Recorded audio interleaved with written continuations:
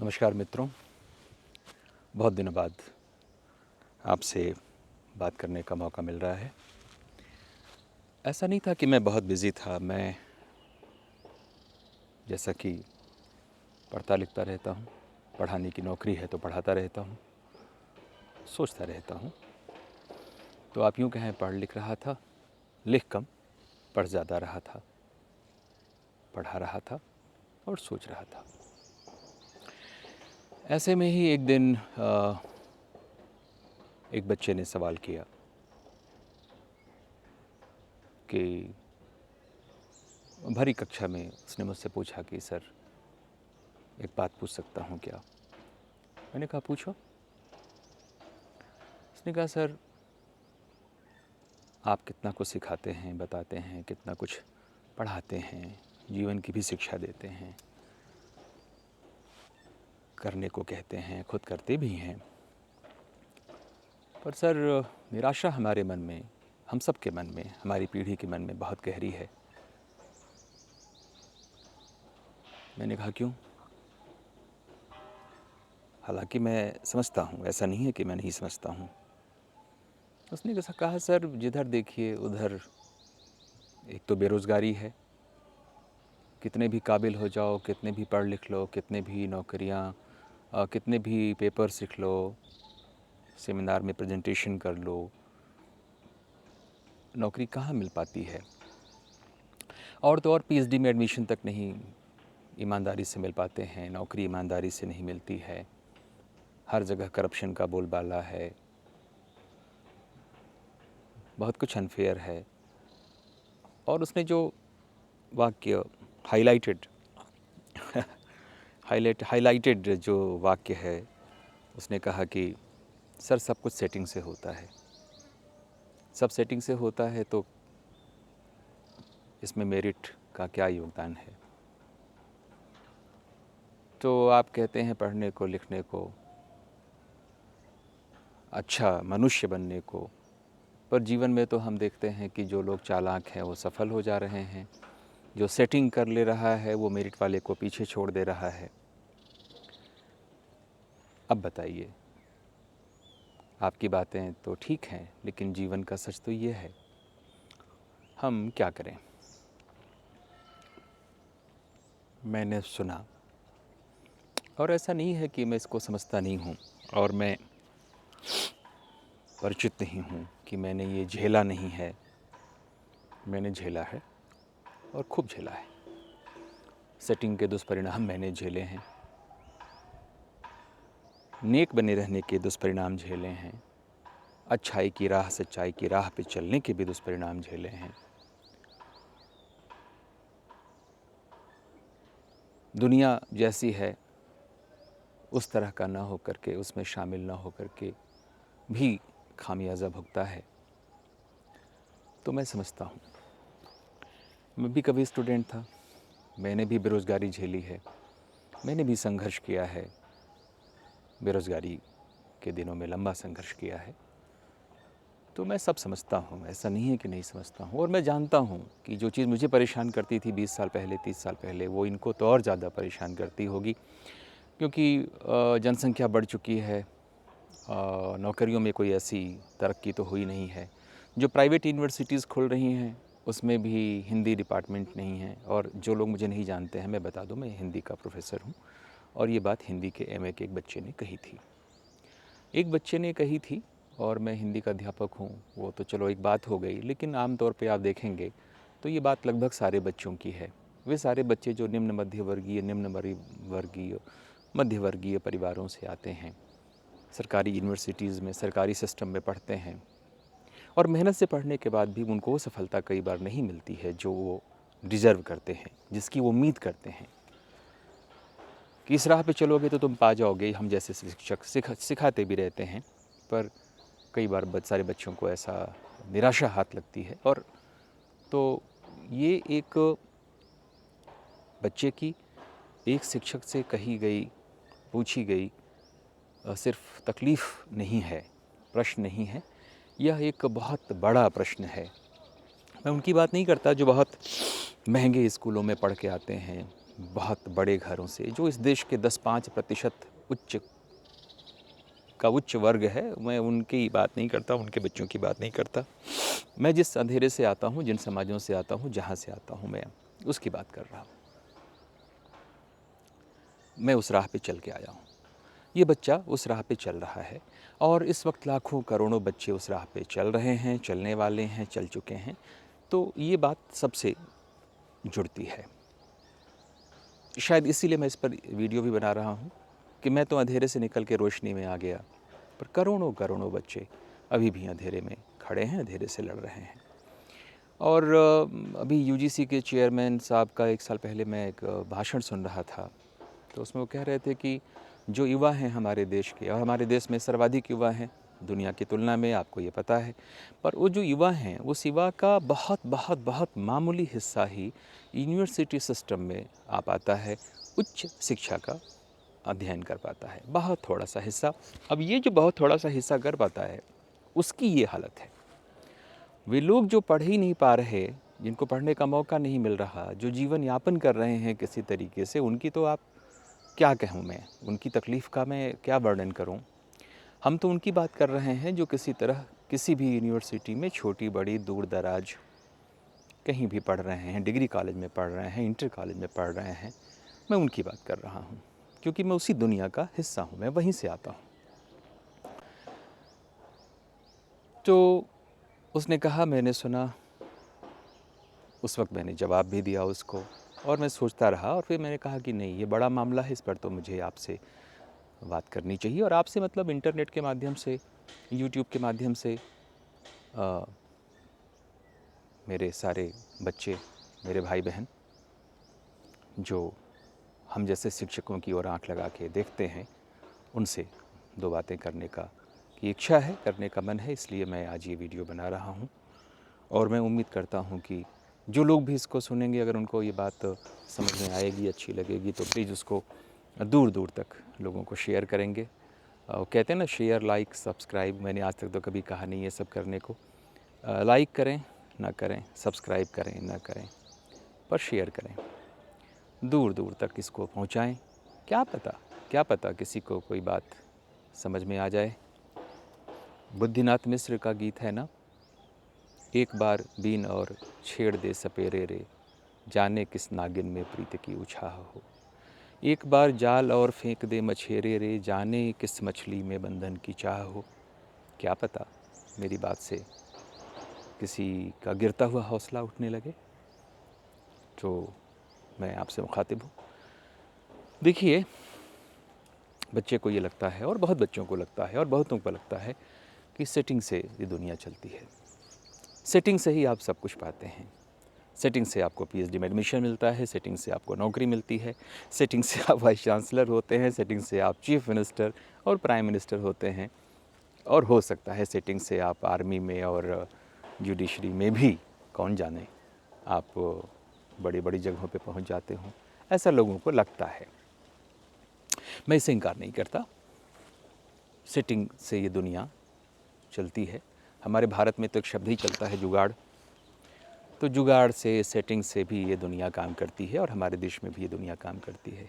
पर मैं ये मानने को बिल्कुल तैयार नहीं हो पाता हूँ, अपने निजी अनुभवों और दुखों के बावजूद, कि सब कुछ सेटिंग से होता है। सारा अंधेरा है, सब कोई करप्ट हैं, सभी चोर हैं, सभी बेईमान हैं, सभी बिके हुए हैं, सभी प्रतिभाहीन हैं, सभी अयोग्य हैं, और सब कुछ सेटिंग से होता है। मेरिट से कुछ नहीं होता, योग्यता की कोई कद्र नहीं है, सच्चाई की कद्र नहीं है, अच्छाई की राह पर चलने वाला अंधे कुएं में गिर जाता है। अंधेरा ही अंधेरा है, रोशनी नहीं है। मैं ये नहीं मानता, मैं ये मानता हूँ अंधेरा है, सेटिंग है। पर मैं ये भी मानता हूँ कि ये दुनिया, हमारा देश, हमारा मुल्क, हमारा समाज अभी भी सारे अंधेरे के बाद, सारी सेटिंग के बाद, सारी बेईमानी के बाद 50% लोग कम से कम योग्यता से, मेरिट से, अच्छाई से, नेकी से, तरीके से, तमीज़ से, कानून से सफल होते हैं, तरक्की करते हैं। जो डिज़र्व करते हैं वो कमोबेश पाते हैं। तो मैं ये मानता हूँ कि जैसे दिन और रात होते हैं, 12 घंटे की रात मान लो, 12 घंटे का दिन मान लो, वैसी हमारी ये जो दुनिया है, ये भी चलो 12-12 घंटे के हिसाब से आधी रात है, पर आधी रोशनी तो है, आधी रोशनी तो है, आधा सूरज तो है। तो सबसे पहले तो मैं आपसे ये कहना चाहता हूँ, अगर आपके दिल में, दिमाग में ये बात बैठ गई हो या बैठा दी गई हो, बैठती जा रही हो कि सब नष्ट हो चुका है, अंधेरा ही अंधेरा है, सब कुछ सेटिंग से होता है, प्लीज़ ऐसा ना सोचो। 50% हो सकता है सेटिंग हो, अंधेरा हो, उसमें तुम कुछ कर नहीं सकते, उसको छोड़ दो, किनारे कर दो। अब बचा 50% जो सूरज का हिस्सा है, जो दिन का हिस्सा है, जो उम्मीद और रोशनी का हिस्सा है, जो सही राह है, मान लो वो 50%। अब इस 50% में मैंने क्या किया, या मेरे जैसे लोग या मेरे बच्चे, तुम, आप सब लोग क्या कर सकते हो? इस 50% को हम बनाएंगे 100%। ये 50%, ये दिन की रोशनी ही हमारा सूरज है। ये हमारे लिए है 100%, क्योंकि अंधेरे के सौदागर नहीं हैं हम ख़राब नहीं हो सकते, हम चापलूसियाँ नहीं कर सकते, हम घूस नहीं दे सकते, हम करप्शन नहीं कर सकते, हमें नहीं करना है, हमें पसंद नहीं है, हमें उस राह पे चलना पसंद नहीं है, और रात की दुनिया है, वेरी गुड, उसको छोड़ देते हैं। हम रोशनी की बात करेंगे, 50% ही हमारा 100% है, ये आप समझ लो। अब उस 100% में हम क्या करें कि हमारी ज़िंदगी रोशन हो, कि हमें कामयाबी मिले, कि हमारी काबिलियत को जगह मिले, कि हम जो डिज़र्व करते हैं वो पाएँ, और हमारे भीतर ना हमारी आत्मा सूखे, ना हमारे भीतर का आदमी मरे, ना हम खराब हों, और ना हम अपने हाथों से दुनिया को ख़राब करें। तो हम करें क्या? तो जैसा कि पहली चीज़ जो मेरे मन में आती है, और इसी आधार पे मैंने ज़िंदगी जी है, मैं कुछ भी ऐसा नहीं बोलता, ऐसा नहीं करता, जो ऐसा नहीं कहता जो मैं करता नहीं हूँ। तो 50% का सत्य, 50% का सूरज, 50% की रोशनी ही 100% है। मैं 50% के अंधेरे को भूल करके जीवन जीता हूँ। तो जो 50 है वो मेरा 100 है। इस 100 का मैं कैसे इस्तेमाल करूँ? इसका इस्तेमाल करने का एक ही तरीका है कि मैं डबल मेहनत करूँगा। मैं काबिल से ज़्यादा काबिल बनूँगा। वो कहते हैं ना, काबिल बनो कामयाबी कदम चूमती है। ये सिर्फ मुहावरा कहावत नहीं है, ये सच्चाई है। काबिल बनने की ज़रूरत है। खूब काबिल बनिए। 2 घंटा पढ़ते हैं तो 4 घंटा पढ़िए। अनावश्यक समय मत व्यर्थ करिए। अपने समय का हिसाब रखिए। बाहर से सुंदर दिखिए। मतलब क्लास में बहुत सारे बच्चे ऐसे भी आते हैं जो नहा के नहीं आते हैं। तो भाई, सुबह उठ जाओ, थोड़ा टहल लो, थोड़ी एक्सरसाइज कर लो, थोड़ा प्राणायाम कर लो, नहा लो। जो भी तुम्हारे पास पौष्टिक है, मैं ये नहीं कहता कि तुम मालपुए खाओ, लेकिन तुम रात का भिगोया हुआ चना गुड़ के साथ खा लो। तुम दोपहर में जो मिलता है उसको ही प्यार से खा लो। तुम शाम को जो मिलता है उसको प्यार से खा लो। थोड़े से पैसे अगर हैं तो दिन में अपना लोकल फ्रूट, सीजनल फ्रूट जो सस्ता मिलता है उसको खा लो। 2 बार खाते हो तो कम से कम 2 बार थोड़ी थोड़ी कसरत कर लो, थोड़ा टहल लो, 2 बार थोड़े अनुलोम विलोम कर लो। तो अपने तन को ठीक करो। कहते हैं ना, एक हेल्दी माइंड हेल्दी बॉडी में रहता है। बॉडी की हेल्थ पर ध्यान दो। तो इसके लिए महंगा खाना नहीं, पौष्टिक खाना खाने की ज़रूरत है। भर पेट नहीं, कम पेट खाने की ज़रूरत है। तो भोजन पे थोड़ा ध्यान दो, थोड़ा बाहरी सफाई पे ध्यान दो, नींद पूरी ले लो, सोशल मीडिया से थोड़ा सा बच जाओ, उसका टाइम सेट कर दो। सोशल मीडिया का टाइम क्या करो, जब लंच करोगे, जब डिनर करोगे, तब सोशल मीडिया अपना चेक कर लो उन 15 मिनट में। ऐसे सोशल मीडिया को मैनेज कर लो, और हेल्दी खाना खा लो, नहा धो लो, थोड़े साफ़ सुथरे हो जाओ बाहर से, कि तुम जब खुद को आईने में देखो तो तुम्हें खुद को देखना अच्छा लगे। क्योंकि सोचो, अगर तुम खुद को ही अच्छे नहीं लगते हो आईने में, तो जब कोई तुम्हें देखेगा दूर से तो तुम्हें कैसे पसंद करेगा? फिर तुम पाओगे कि तुम बाहरी परिवर्तन, ये खाना, ये एक्सरसाइज, ये पढ़ना, अच्छा पढ़ना, श्रेष्ठ पढ़ना, अखबार भी थोड़ा पढ़ो। बच्चे अखबार नहीं पढ़ते आजकल, अखबार भी पढ़ो। एक अपनी भाषा में अखबार पढ़ो, एक अंग्रेज़ी में पढ़ो। तो तुम पाओगे कि ये बाहरी छोटी छोटी चीज़ें करके, थोड़ा अखबार पढ़ा, थोड़ा श्रेष्ठ साहित्य पढ़ा, अपना सिलेबस ठीक से पढ़ा, एक्सरसाइज किया, वॉक किया, नहाए धोए, बाल ठीक रखे, दाढ़ी संवार के रखी, तो आप पाओगे कि ये बाहरी परिवर्तन जो होंगे, इससे आप खुद को अच्छे लगोगे, दूसरों को अच्छे लगोगे और आपके अंदर एक किस्म का कॉन्फिडेंस आएगा। फिर आप श्रेष्ठ साहित्य जो पढ़ रहे हो ना, और जब आप अपने आप पे मेहनत कर रहे हो, तो आप देखोगे धीरे धीरे कि कोई भी चीज़ जो आपको हीन करेगी और ख़राब करेगी, कमज़ोर करेगी, वो ऑटोमेटिक आप उसको छोड़ने लगोगे। अनहेल्दी खाना छोड़ने लगोगे, क्योंकि हेल्थ हेल्थ आप अगर आपके एजेंडे में है तो अनहेल्दी खाने से दूर हो जाओगे। अच्छा शरीर बनाना है तो एक्सरसाइज नहीं करने के जो बहाने होंगे, उन बहानों को दूर कर दोगे। अच्छी किताबें पढ़ोगे, बुरी किताबें छोड़ दोगे।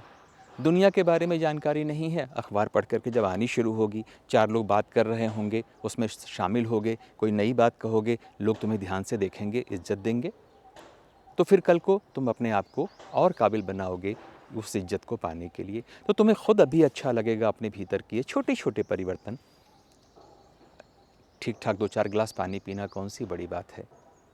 तो जो परिवर्तन तुमने अपने भीतर किए हैं, उस परिवर्तन से होगा ये कि तुम खुद को ही प्रिय लगोगे, फिर दूसरों को प्रिय लगोगे, और जिस राह पे चल पड़े हो उस राह पे चलते रहोगे, क्योंकि उसकी उल्टी जो राह है, जो ख़राब राह है, जो अनहेल्दी राह है, जो आलस्य की राह है, उससे धीरे धीरे खुद ही बचना शुरू कर दोगे।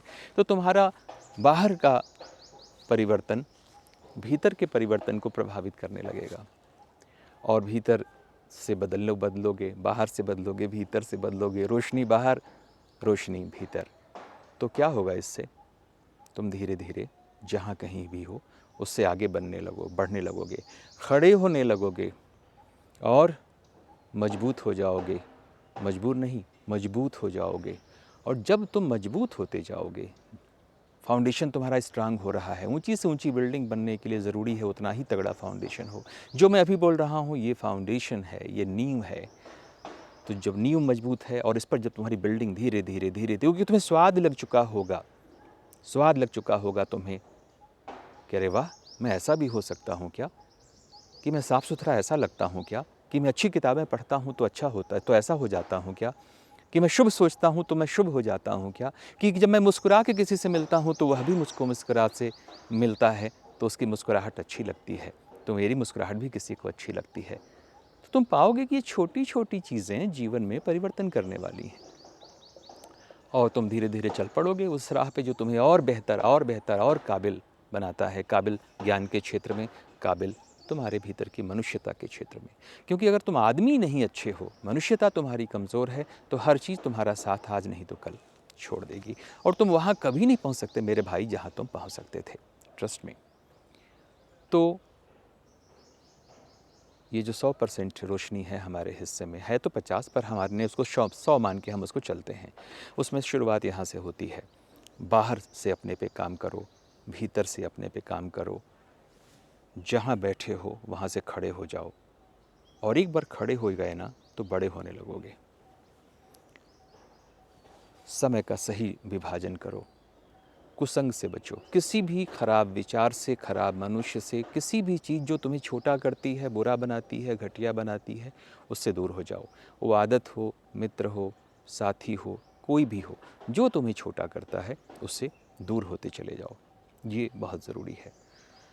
अच्छी चीज़ों से आनो भद्रा ऋतु यंतु विश्वतः तमसो माँ ज्योतिर्गमय। हमारे ऋषियों ने क्या कहा कि दुनिया के सारे शुभ विचार मुझ तक आएँ।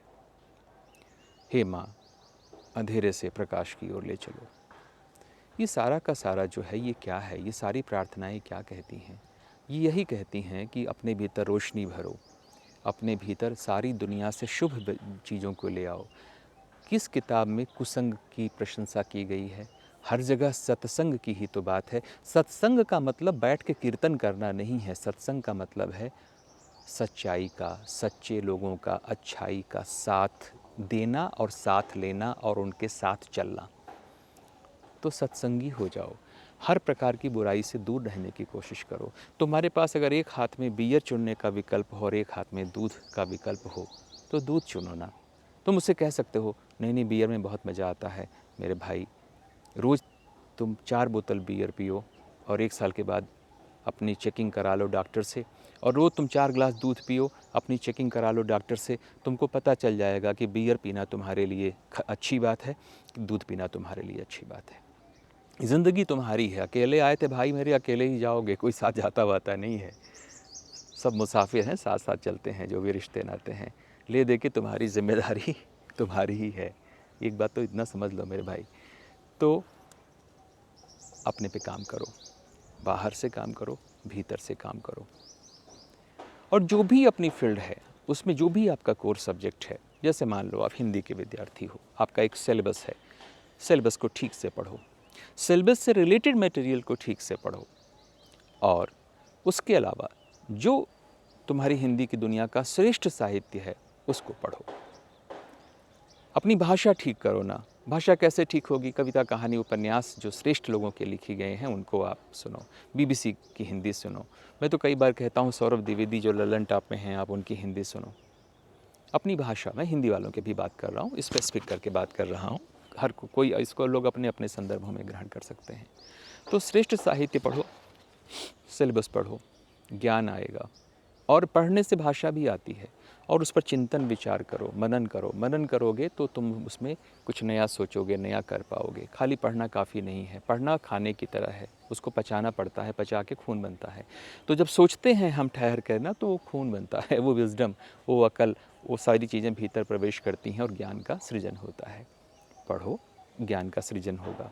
भाषा सीखोगे, भाषा सीखने के भी प्रयास करो। ऐसे लोगों से मैत्री करो जिनकी भाषा बहुत अच्छी है, जिनको तुम अप्रिशिएट करते हो, उनसे दोस्ती हो सके तो दोस्ती करो। प्रार्थना कर सको तो प्रार्थना करो कि भाई मैं चाहता हूँ मेरी भाषा आपके जैसी हो जाए, क्या बताओ ना कैसे होगी। उनसे प्रार्थना करो, उनसे दोस्ती करो। वो लोग जो उपलब्ध नहीं हैं पर जिनकी भाषा गज़ब की है, उनको देखो ना टीवी पे, यूट्यूब पे, और वो आजकल तो फ़ोन पे सब लोग दिन भर देखते ही रहते हैं, वहाँ देखो। जो पाना चाहते हो तुम वही तो पाओगे ना बाबा। जो चाहोगे वही पाओगे। अच्छी भाषा चाहिए तो उसकी राह चुन लो। तो भाषा ठीक करो, और उसके बाद जो भी तुम्हारी प्रिय फील्ड है, किसी को उपन्यास, कहानी, सिनेमा, मीडिया, जो भी आपको पसंद आता है, धीरे धीरे आप पाओगे कि कुछ चीज़ें होंगी जो आपको ज़्यादा पसंद आएंगी। उसको ज़्यादा पढ़ो, उसके बारे में ज़्यादा सोचो, और उसके बाद हो पाए तो कुछ लिखना शुरू करो। कुछ लिखोगे, फिर धीरे धीरे अच्छा लिखोगे, अच्छा लिखोगे, पत्रिकाओं में भेजोगे, श्रेष्ठ पत्रिकाओं में भेजोगे। श्रेष्ठ पत्रिकाएं अभी भी बहुत सारी हैं जिनमें श्रेष्ठ लेखों का बड़ा अभाव है, श्रेष्ठ लेखक कम हैं।